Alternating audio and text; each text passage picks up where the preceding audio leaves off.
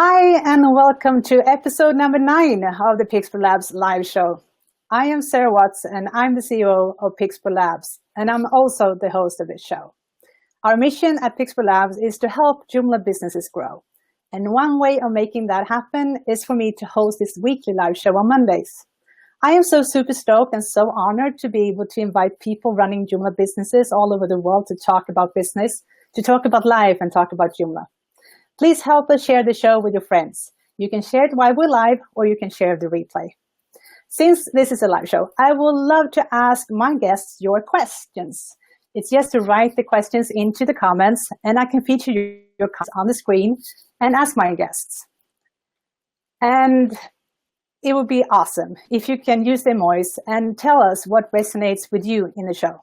So give us some hearts when you think that we're talking about something really good, and give us some bad emojis or sad emojis if you disagree or you feel like that is a good emotion. So let's introduce this special guest for this show. I will bring him up on this screen, and it's Ryan Ozimek. Welcome to the show. Hey, good to be here. I remember so clear when I met you the very first time. You were on the big keynote screen via Skype on one of the Joomla days in Stockholm. And you were the new president of Joomla. And we were all so excited that you took time out of your day to join us online. You had sent us a video with some really, really cool images and storytelling, and then you joined us for a Q&A afterwards. The very first time I met you in person, it was a few weeks later, actually. It was at the second J and Beyond. And since then, I had had the pleasure to meet you many times. I have brought my family to the city where you live for a few days on vacation. You have joined me in Stockholm for the very first Joomla night, which we streamed online and was very controversial at the time.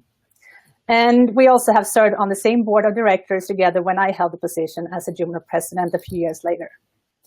We have always had a lot of good and great conversations, sometimes really exciting ones and sometimes sad ones. And this time we will have them much more publicly. So thank you again, and I'm so happy that you're joining me today. I'm super happy to be here. Wow, you just took me down memory lane. You've compressed I think 5 to 7 years of memory into 30 seconds. That's so cool. Yeah. So let's start our conversation with you introducing yourself to everyone and telling us a little bit more about you, where you're from, and where you live. Hi, my name is Ryan Ozimek. I live most of my time here in Washington, D.C., where if you're watching this live today, it's August, which means hot, humid time in the swamp that is Washington, D.C. here today. I'm originally from California, so always fun to get a chance to be out there.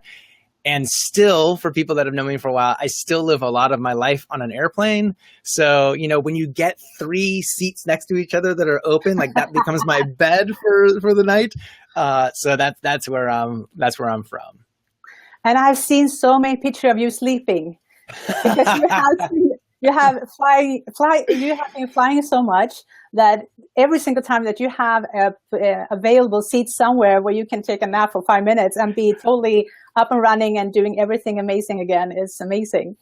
I would like to say that my history of being able to just nap anywhere has changed because I'm getting more sleep, but that's not true. I still continue to get not enough sleep and sneak in little naps here or there. So that has continued to be consistent and the same. That's amazing. I am looking forward to know more about what you are doing in your business today. Yeah, no, there's a lot of change happening here. So PICnet, PICnet, that's the name of the company. That started way back in 2001. And from its beginning, our focus has always been to serve nonprofit organizations with technology. The technology has changed over the years, and we've gone through a variety of different iterations of the company, which I'm sure we'll talk about a little later on. But today, we're here headquartered in Washington, D.C. We've built a app platform that organizations use to do everything from online fundraising and advocacy, event registration, et cetera, called Soapbox Engage. So PICnet is the company. Soapbox Engage is our flagship platform and our flagship product. And we're super proud to be able to serve very tiny organizations and very large ones. So that's where we're up to today. Oh, that's cool. So what technology is behind those products? If there was just some sort of technology that was on the web. So all of our web services are built on top of the Joomla framework. That was a decision we made many years ago. We've essentially made a fork of our own of the Joomla framework. We kind of took the CMS part of Joomla out of Joomla, and then we built our apps as kind of extension-like services on the platform. So it's been great to see Joomla still continue to run through the veins of the company here. And we're doing a lot of our integration work with organizations that are using Salesforce.com. So Salesforce is a database service that organizations around the world are using today. It's very popular as a CRM and as a kind of a database in the sky, if you may. And what we're doing is we're helping all of those nonprofits that get Salesforce donated for free, help them be more effective in using it by coupling in these different web services. I know that's actually a reason why you have situated your location in Washington, D.C., because most of the people that are your ideal clients for the software that you are promoting is actually based just in a few blocks around you. Yeah, I was going to say, I know when you came to visit, I was pointing out there's like across out the window right in front of me here, I can see two of our organizations that we get to serve. So it's we're here in DuPont Circle, which is kind of a small neighborhood in Washington, D.C. that happens to be a haven for nonprofit organizations and NGOs. And these are where our people are. So it's exciting to be here. Yeah. And it's super smart to be close to your ideal client as well, because then you can tap into them not just by digital media or social media or on the phone. You can actually have visiting possibilities instead. Yeah. We've had one thing. Every Tuesday, we've had a kind of office hours, which is like kind of just like for people that were in university where a professor just waiting for students to come in, and they often don't. But when they do, then you get to have one-on-one time with a professor. Yeah. We've done that virtually here at PICnet. And there has been a couple of times where people just walk in the door and they say, we're here for office hours. We're like, that's really cool. Yeah, so it's not just for your advantage, it's actually for their advantage too. Right, so, exactly. So tell me, how about your team? Are you working by yourself or do you have a team?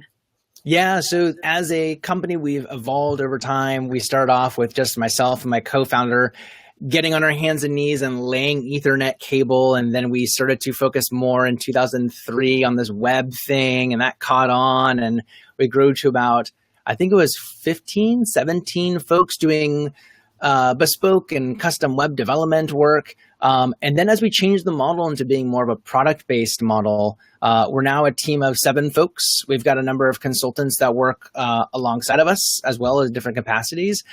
But we're a very different company than what we were before. We're very much focused on product delivery and the services and professional services around it, rather than kind of custom projects where we used to need 4 or 5 people to complete a website project. We just don't need that anymore. The model has changed significantly. So now we're growing our team in more of the sales and the marketing perspective, as the engineering has done a lot of work already on the product side. So it's exciting. So we have a question from one of our viewers actually that has to do with this staffing thing. How do you vet your staff and how do you find the right culture to fit? Oh my goodness. Finding the right people can take a long time. And we're lucky we just had somebody join the team just within the last month here.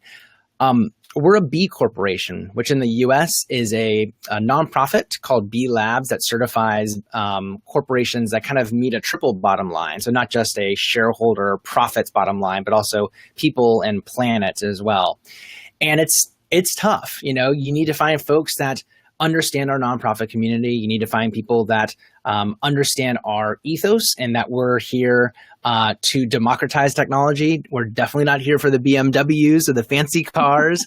And so there needs to be a balance there. And then you also need to think about the marketplace that we're in. In Washington, D.C., it's very expensive and very competitive now in this marketplace. So we do a lot of work, and we've taken an approach that, you need to be slow to hire the right people. And it hasn't been, I guess, one recipe for success. It's really been through networks, through social media, through the typical job platforms that are out there. But at the end of the day, I think we end up finding the right folks because they find us, and they find that our mission is just pretty different than just a typical software company. So we're lucky, but it also means that we're a special snowflake, and it takes quite some time to get the right folks. Yeah, I think that a lot of people have the same question. If you are starting to grow, how would you get someone that is exactly like you? Or should you get someone who is really excellent at something that you're not, so they can run with it and you can get out of the way and they can do amazing things instead of you trying to duplicate yourself? Yep. And sometimes it's easy to hire someone who's exactly like you, because that's like more fun. Right, right. Then it's not going to be as much work and more efficient things going on. It's not going to be two times more. It's just going to be maybe 1.5. But if you're finding someone who really have the characteristics and the skill set that you don't have, it can be like 3 times much more efficient. Yep. Yeah, the complementary rather than the duplicative is seems to be a good win. Yeah, exactly. So when it comes to your team, do they all stay in your office, or are they remote as well? Yeah, it's been a blend. Since starting the company back in 2001, it's always been my focus to build a physical team culture where people are connected closely together, physical proximity. And if I had my way, I think that the company would continue to be that way. The way the marketplace is today and what people's needs are, it's changed quite a bit. So we do have everybody on our team is regionally located close to the company's headquarters here. And at least once every other week, everybody's coming into this office in Washington, D.C. for all day meetings, all day, just working alongside of each other. But there's only a few of us that are working on a daily basis here in Washington, D.C. I'm traveling quite a bit. We've got a very flexible kind of HR policy in general that says, you've got the ability 4 weeks a year to work remotely. Our only focus is that you're able to stay as close to our Eastern Standard Time zone that we're in. But otherwise, people are kind of free to work where they wish, as well as working from home too. So it's been a change in the culture and of the company. But I think because tenure on the staff is really high, I think the average tenure on our staff today is somewhere around 9 years. We're a pretty tight-knit family. And so people know how to work together when either we're remote or we're all together in the same room. Yeah. And I think that showcases also your leadership skills and your culture that we talked about before, that people enjoy working together. And you got a way of getting that culture together. So it's enticing to stay. Yeah, I'm not smart enough to sucker people for some reason to stick around. Like, they've got to be doing it. I hope because they're enjoying it, because I don't have a magic wand to force them to stay.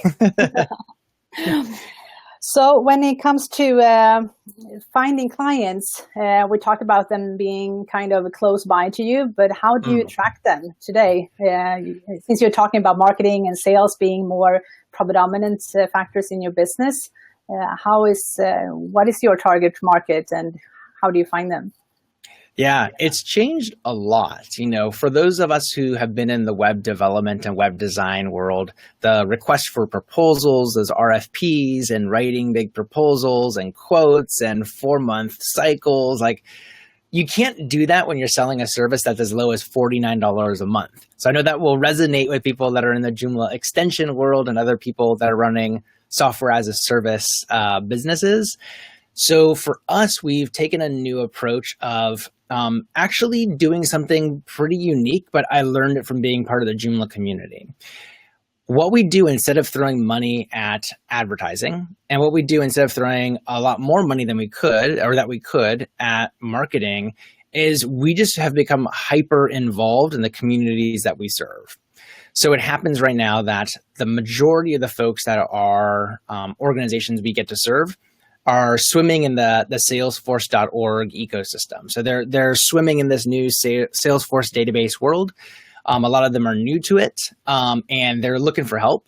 And we have just completely said, I want everybody on the team as much as possible to give back to that community. And by doing good work and by contributing and by being healthy members and taking leadership roles and putting on events, and it kind of sounds like the Joomla, my Joomla experience all over again.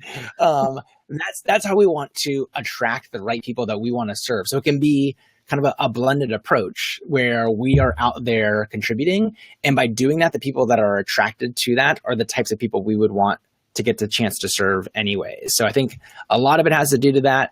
And I think the other part of it is a lot to do with partnership model. So we've got, I think, 12 or 15 organizations or companies that are certified Soapbox Engage consulting firms. So we've had a very, very, very, very tiny kind of certification process, if you want to call it that. But these are trusted partners that we know really well in our community. And we want to make sure that we make it easy for them to help organizations do big holistic projects. And we want to be one small part of that. And by building those relationships, when they see opportunities, they know that it's going to be easier to work with us than to maybe start from scratch. So those are the two predominant ways we're doing it today. Do you find it's getting easier the more you get involved? Yeah, I think that the more often we're contributing back to the community, the more people know who we are and what we stand for and why we contribute. And there's been a number of times where I've seen on different forums where people will say, I hear you need X type of product. I have not actually worked with the folks at PICnet. I haven't used Soapbox Engage, but they are awesome people, and you definitely need to reach out to them because they're the kind of people that you should be working with. And that is exactly why we do our kind of engagement with the community, because we want to lead by example. We want people to work with us because we will be a good fit to work with them culturally and in the way in which they need to have their technology served. So I think that that's been great. If you can differentiate yourself in a commoditized world by just being good people that folks want to work with. I mean, I think that's why folks like you and I love our business. It's not because we are just programmed to just write code and only care nothing about anything except technology. We care about the people we get to serve. And so getting a chance to do that, I mean, that's incredible. So that's, I think, what we're seeing. We work through a life cycle marketing model, which has attract, sell, and wow. That's the part of the customer journey. And you are wowing people before they even become customers. And the great thing about that is when you wow a customer, they are so happy that they would like to introduce you to other people to work with you. So you're not actually selling anything, but you are actually giving them gifts by selling them for free, but you're selling them by engagement. And then they become a customer of your free services, your advice, and your consummation of your knowledge and your expertise. So they feel like they can contribute back to their network by being good referrals. Yeah, so and I mean, it's interesting, the life lessons and the business lessons that just being part of open source communities like Joomla has delivered to me, because there's no way I would have just known that from the bottom up if I hadn't experienced that for so long in the Joomla world. And yeah, there's a lot of investment, a lot of time, and sometimes frustrations. But that's like going to business school 4 times over and still getting better results than if I were ever gone to business school once. So it's been fantastic. And I think that's the gift of community, that you have the possibility to actually explore and experience things in a community where you are in a kind of safe environment by friends, and you can cherish whatever you like to explore, and then you can try it out and see what works and what does not work for you, and then use that skill set that you have now encouraged and put that into your business. It's amazing. Yep. So when it comes to your team, we have another question here about the tools that you use to be connected and stay connected and in touch with each other during the business day. Everybody has these kind of questions to all of our guests, like, what tools do you use? Like, is it a project-based thing, or is it a community channel you use? How do you work? Yeah, so for communications, we're using Slack. We were early adopters of Slack because our lead designer had seen it in the design world way, way, way early on. And also we had frustrations with other voice software that had been bought by Microsoft in recent times. And we said, it's just not working for us. And so we've really found Slack to be a great way for communication. We actually do a lot of conference calls using a system called Uber Conference, UBER Conference. And that's been fantastic. It's been very high quality audio. In fact, we moved our whole phone system to their parent company's VoIP system because the quality has been super, super sharp. I've taken conference calls from airplanes crossing the Atlantic with it. So I think that's been great for voiced conversations. And then from a video side, we've been exploring Slack a little bit more. And on the conference call and internal meeting side, we have tried to use things like GoToMeeting and some other tools. I would love to see more either open source or more peer-to-peer kind of video options for video conferencing, because I feel as though the further we are from each other physically, the more important it is to be able to connect via video. And I haven't found the right tool for that quite yet. So it'll be interesting to see how that goes through. Yeah. I experienced the Uber calls. We used your account at one time when we did the board meetings, and it was very transparent how many minutes everybody was talking. So we had some that was not the purpose of why I recommended it, by the way. But it was so fun. It was like everybody was like really in the end of the conversation was like, we know who's talking the most. So it was fun. And really, really good quality if you think of like everybody joining from different parts of the world. So it was amazing. Yeah. Thank you for sharing that information with us. When it comes to the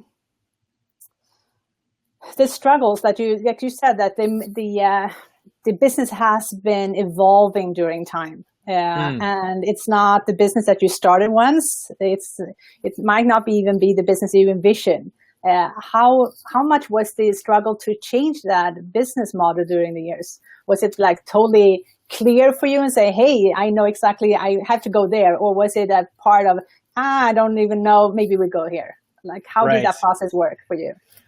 You know, at the root of it, our core focus and mission as a company has been really focusing on democratizing technology so that the types of tools that were only affordable to very large organizations get in the hands of small nonprofits that are making a difference every day on a local and international level. And anything that we can do to get there is what I want us to continue to do. At the same time, we need to make sure that we're a viable business because it's not useful to be able to talk about that if you can't actually have the cash flow to keep the business afloat and to do the work you want to do. So that evolution, I think we're probably on our third business cycle as, our business model has evolved to meet the changing needs. If the first business cycle was, if you are a nonprofit organization and you use technology, then we will help you. Literally laying Ethernet cable, setting up your Windows machines, like whatever it was, we would do it from war zones to DuPont Circle here in DC. We then caught up on the web and saw that building websites using Joomla and being able to do that would be a fantastic way to serve our community and helping spread the message and do advocacy. And so we evolved from more of a physical hands-on technology company into a new type of model that was focused on web communication and web development services. And that meant we had to grow a design team. We had to grow a project management team. We had to grow a support team. So that meant different things that needed to change. Come around 2000. Sorry for interrupting, but no, please. When you were more the hands-on guys and then had to evolve to this, was it because you have lack of work that you changed your model, or was it because you saw an opportunity to grow and help them with other things? Because you felt that was better. Yeah, I think on a shelf back over here somewhere, I have like an old computer that I used to use to actually physically burn CD-ROMs ourselves for people that were going into war zones to do relief aid work. And in fact, I have, you know what am I? Okay. Oh, I'm so excited. So we used to make things like this, which were USAID. These are different guides that were actually handed out, that we laminated, that we put together for organizations to be able to use in war zones to be able to help people like refugees that were in need. So we started with that. And we realized that we can't really scale and we can't really grow and serve more organizations if it's myself and my business partner literally printing and laminating and making CD-ROMs ourselves. We were able to eke out a small ramen noodle type of existence, but to grow, and it was pretty obvious that the web was going to be picking up and being a big thing. It just seemed like an obvious place to be able to go. So I think for us, the marketplace, my own philosophical approach as a leader has not been the Steve Jobs approach. It's not to say I have the wonderful idea, everybody needs to follow me because I'm going to revolutionize X. What I want to do is my focus is serving on the organizations that need the help the most, and whatever technology is available, I want to democratize that. And once you have that, then you get to look around at different options and be able to say, what do we need to do to take advantage of this great new technology to serve these people? And oftentimes that has meant being willing to change. And we've done that 3 times, I guess. The second evolution was back in 2014 and 2015, where we saw increasingly the commoditization of web development, the type of web development we were doing in the past. And because we were serving small to mid-sized organizations, the middle just fell out of the marketplace, and the people that were left over to do the work were either very, very high-end web design, web development shops that we didn't want to be because that was going to be too expensive for the people we wanted to serve. And the smaller ones, the ability to say, I've got a buddy whose granddaughter does web design type things, or I'm going to go online and choose a software that might be good for a couple of pages, but not really think through the strategic side of things. That has been the middle left our marketplace. So we had to make a move strategically. And we were just lucky enough to have started already in the software as a service and productization of our products. So that was a big change that came in 2014, 2015. Was it a hard time when you were both the agency and the product development, and before you left, like how hard was it for you to leave off the agency part and say, enough is enough, now we're just going to go solo and doing this? Can we do like 3 more episodes on this? Because I think there's a variety of actors that want to be part of that. There's my friends, there's my family, there's my co-teammates over here, because it's stressful. It's stressful. It was really important to me that we have a family as a company. And that meant that as we were turning the corner from being a services company into a product company, I was not willing to say what we're going to do is just turn the bus over, shake it out, and then turn it back up, and then have new people jump in and have a whole new makeup of people. That's just not the kind of business that I want to be a part of. And I meant that for years, our team kind of like made a very slow turn around the corner to the point now where we're probably 90% of our revenue is coming from product or product related services. And maybe 10% of it is coming from the traditional kind of web design, web development stuff we used to do in the past. So it was a long, slow, treacherous, like making a slow turn on a very narrow cliff with no guardrail, with a bus full of people yelling and screaming at the same time. But we were persistent. So I think that really helped us. And through those different stages of your business, it seems pretty clear for me that you were so clear on your mission. You were so clear who your target market was. So it was not about how we can satisfy their needs. It's more about how, like, with what tools. It's more like how can you satisfy their needs, and right. The tools could then over time change, or the way you strategically help them is changing as well. But Yeah. That is the red thread in the whole business that stayed really stringent and made you probably going through the motions in a better position than just saying, hey, we're going to change the market or we're going to change our target. You were pretty clear. Yeah, we were really specific as to the personas of the people that we want to serve. So we know that the target individuals at organizations that we want to serve are people at a director level. So maybe not leading the organization, but maybe middle management of the organization that are focused on fundraising. They're focused on advocacy. They're managing members. They're managing everything around their development, not software development, but the development growth of the organization. We knew exactly who they are. We know generally their demographic makeup. And for us, that's been critical, because then we know the types of conversations we need to have. We know the types of blog posts we should be writing. We know the types of podcasts we should do, how we engage in the community. I think that with that in mind and being so clear as to what that is, the technology can change. And we just know that those people need to be served by good folks that care about what they're doing. And finding the right technology is kind of been our approach. And we've just been lucky enough to productize the right thing for right now.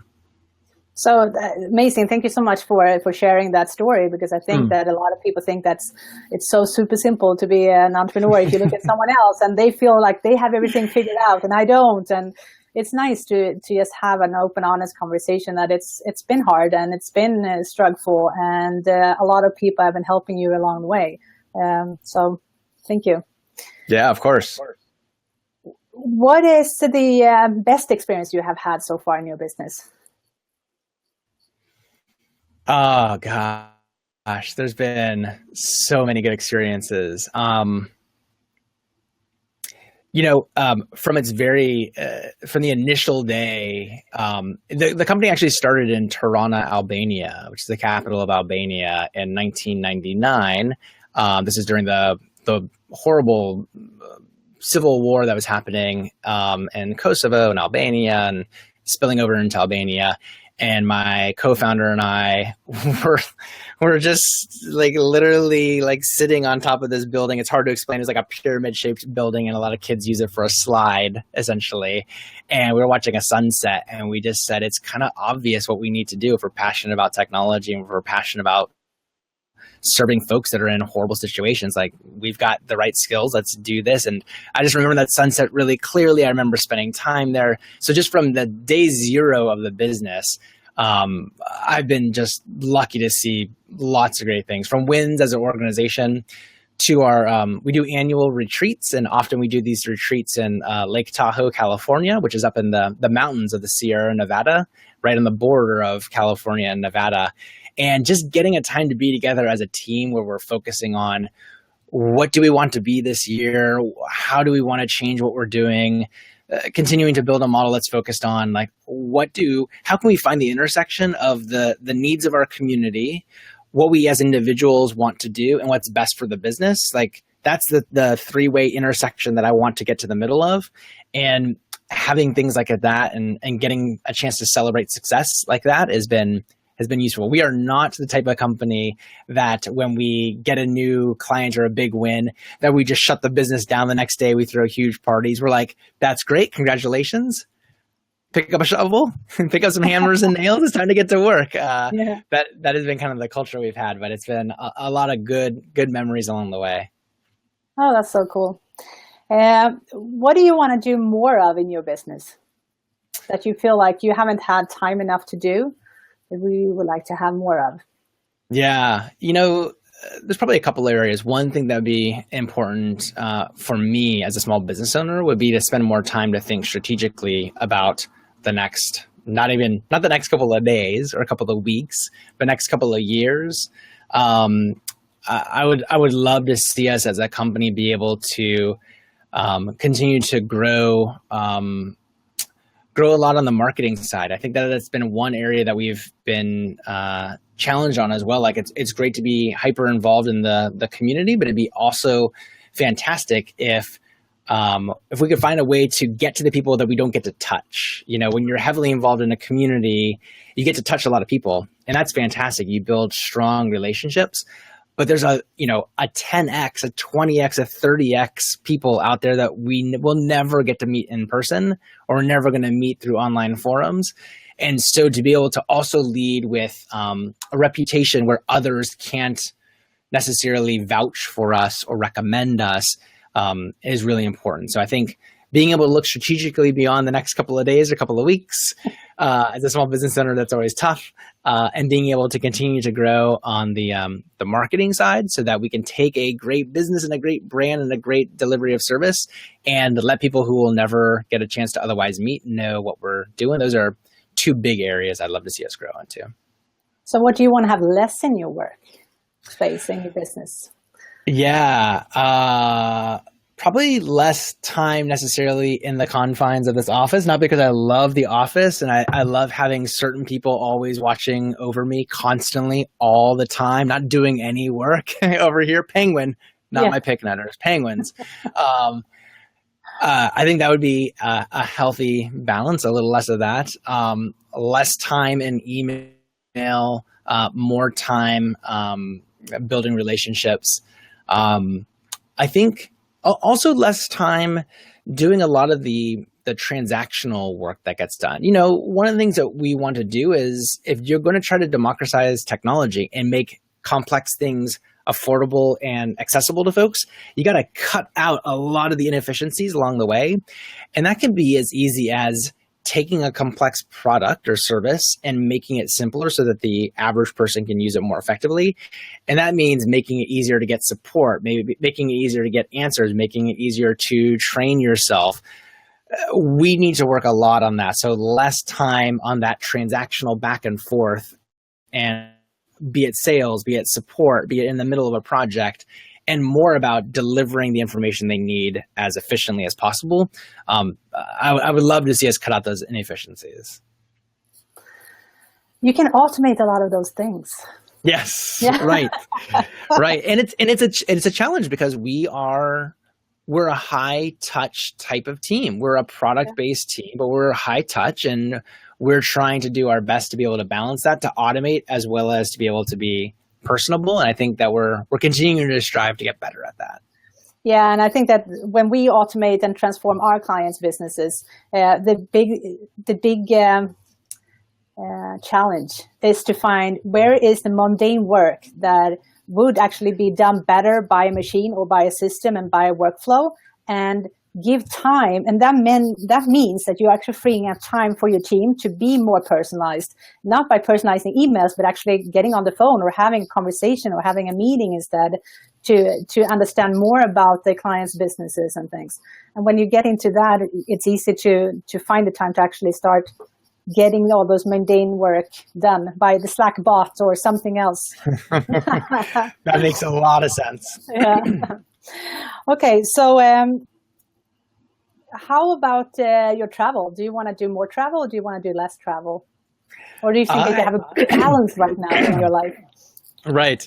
I've traveled a lot in my years. Starting back in 2006 or 7 is really when it started to kick up, and now it's been, 10 years of that. And there has been a year or two of less travel than others. There's been some times where I don't get the exact seat that I always want on the plane.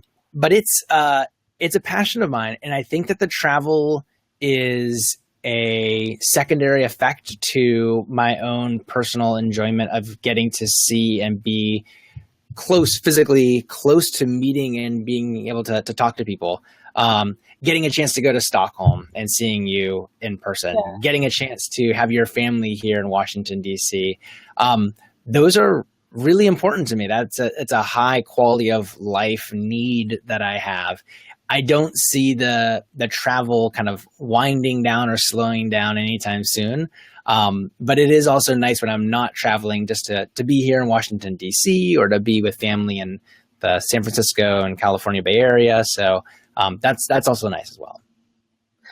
So when it comes to your balance of life and work and community, how do you get those things to work out?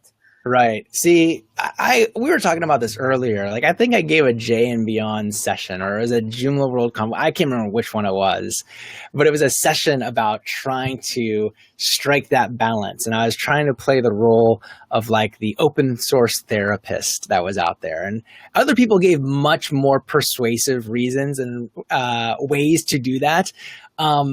Because my natural tendency is to dive into community, is to dive into being with other people. And that has meant that there's a blurring of the line between community and personal. And for me, that's still something I'm working on. You know, I'm involved in new communities now, and that's always going to be, I think, a challenge of mine, because my natural tendency is to dive into community, is to dive into relationship building, and not for the business side of it. You know, it's definitely not because I'm suddenly wearing like a tuxedo to work every day. It's definitely because I enjoy it. So it's, I like to say it's, you know, if you're a famous golfer and somebody asks you, you know, nobody asks the famous golfer, why is she golfing so much? It's because she loves it and she happens to be good at it, and that's just part of who she is as a person. I think that being involved in a community and contributing and getting to be a part of a gift-giving community, that's just kind of who I am. So I love it, and I will always need to work better at striking that balance. Yeah, and I tell my family it's part of like, this is our lifestyle. So we are part of the Joomla community, but we are also part of the Infusionsoft community. And I bring my kids to the World Conference. I bring them to the Infusionsoft conferences. I try to give them the possibility to be able to travel with me at times, to see the world. And like you say, meet new people, get experience that they cannot get somewhere else. And if I didn't have those communities to join and to cherish and to meet up with, that would not be the same possibility for them. So Right now, my daughter is actually in Phoenix, in Arizona, in Scottsdale on a high school year. Oh, nice. Yeah, so she's been gone for like a month now. Oh my gosh. The community that I have there is super awesome and so supportive, and she feels like she has an extra family in that place just because she's been enjoying her time in that community. So it's a lifestyle, and it's a balance, and it's not work time and me time and community time. It's like a mixture of everything. So, yes, exactly. Okay. So when it comes to volunteerism, would you say that would be like, I think that we started off our conversation said that is crucial for your business to be part of a community. If someone is not part of the Joomla community, but they still use Joomla, would you say that they should get involved? And how would you say that they should? Yeah, you know, I remember how I first got involved, and I was concerned. I didn't want to look foolish, and I didn't want to make people think I didn't know anything. And it was incredible that when you ask your first question on the forums, or when you reach out to somebody who's, you know, even in a leadership perspective, you just ask a simple question, you ask how to get involved, you go to the volunteer portal. I mean, there's just so many ways to get involved today that are easier than what it was back in 2005. And it's incredible to think about, you know, if you're in the Joomla ecosystem of some sort and you've got an itch to scratch there, you're interested in saying, you know what, this is more than just me managing my own website. This is more than me just putting together a website for somebody else. Like, what's going on in this community? Like, I would highly encourage people to volunteer and find a way to contribute, because I think what you get back is just, oh my gosh, like the life experiences that I've had, I could have only had because of Joomla. And that's incredible, because I didn't pay anything to make that happen. I just said, I'm interested in lending a hand, and here's a couple of areas I'm interested in lending a hand. And people said, awesome, here's my hand, let's go do this. That's really, really special. And I can't think of a better community to contribute to. That's amazing. I'm going to see if there is any questions here that we haven't had. We had a question actually saying almost the same thing. How much did being a leader in a Joomla community help shape the approach for your business? Right. now taking their marketing and events approach. So, yep. Yeah, I think it was a big impact for me for, my path in Joomla started with a question on the forum, and led to being involved way early on during the transition from what was Mambo, the predecessor, into Joomla. It was raising my hand to say, hey, I'm interested in events. Do you guys need any help? It was getting involved as treasurer of the OSM board, being the secretary of the OSM board, being the president of the Open Source Matters board. I felt that Joomla was always a community that said, if you're willing to contribute, if you're willing to give time and give your gifts, the community is here to say, fantastic, thank you. Let's see how we can put these to work. And I think folks like myself and others, while I'm a social person, I would have never really thought of walking into a worldwide community and feeling so comfortable and so engaged. And when I learned that can happen, your idea about how you can lead a business, and I know that you've seen the same thing, Sarah, the way in which you can lead a business, it can be different. You just learn so much from other people that it's so easy to put others first. It's so much easier when you're in a huge community to ask a question before delivering a command. And that is fundamentally a change the way I think that I approach leadership. I'm not a leadership director. I'm not somebody who teaches leadership in any way whatsoever. I need to learn more of it. But leading by asking questions, leading by listening, leading from behind, I think those are things I learned from being part of the Joomla community. And I'm sure, Sarah, you probably have felt or seen the same things too. Yeah. When I started being a part of the Joomla community, I started the same way as you. I sent a question in a forum, in the Mambo forum, and got to go to bed because it was 2:00 in the morning. I had a big launch in the morning, and the paper on the backside of our big paper on Sweden, we had a launch on the website that I couldn't fix the last couple of tweaks on. I had no idea how I should do it. I woke up at 5:00, 3 hours later, and I saw all the responses in the forums. They were saying, hey, Sarah, go into this file on this row, change this code to this code and do this and this. I did it in half an hour, did all those things that they said, and I uploaded to the server and everything looked amazing. Exactly what I wanted. And I was like, how did I pay these guys? Because I thought that was the case. They saved my face. And my client was super, super happy, and I couldn't have done it before. And when I said, hey, how can I thank you? They were like, yeah, come in and contribute. That's how you thank us. And I was like, okay, let's go. Where can I start? Because if that's the case, if I can help someone help me, yeah, that it was a turnkey for me. Absolutely. So that's fantastic. Yeah. Okay. So, I think that was the question that was connected to the area that we were talking. So when it comes to your next step in your business, what's next? Are you going to open up another branch office in San Francisco, or is it something else? San Francisco. There's a city, Stockholm, that looks really, really gorgeous. Yeah, that's a good question. My view as to the type of business that we want to have as a team has evolved over time. When you're early on in your business career, or you're in a kind of a quickly growing business community, it's all about how big is your team, how much money you're bringing in, how many venture capitalists do you have investing in you. And once you've been doing this for 16, 17 years or so, you begin to realize that that matters not at all. What really matters is how are you delivering value to a community that you care about. And that could be nonprofits, it could be bankers, it could be airlines. I don't care what it is. How are you delivering value to them? And so when I look at what we're doing with our Soapbox Engage products, I like to think, well, we've spent multiple years investing in the product and in the platform that we've built.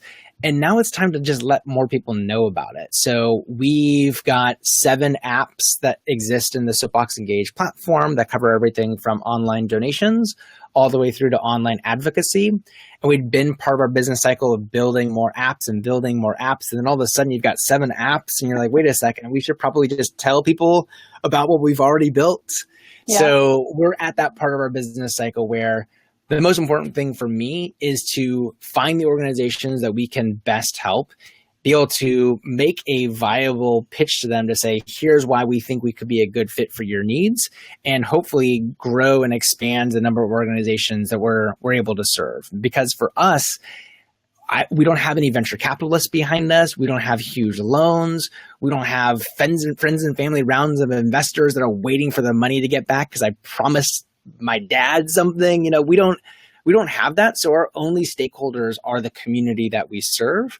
And if I can say we want to now deliver on all of the goodness our engineering team has put together, that's where I see our next 2 to 3 years is how do we continue to expand the number of organizations that are a good fit for our tools to be able to use them effectively, and to see growth in organizations raising more money to be able to, let's say it's turbulent times in the United States right now. Like I want our tools to be democratizing, to give small folks bigger voices. And that's what I want to see. I don't care about the next investor. I care about how do we make sure, say, American democracy is doing better than it is today. So that's where our focus is.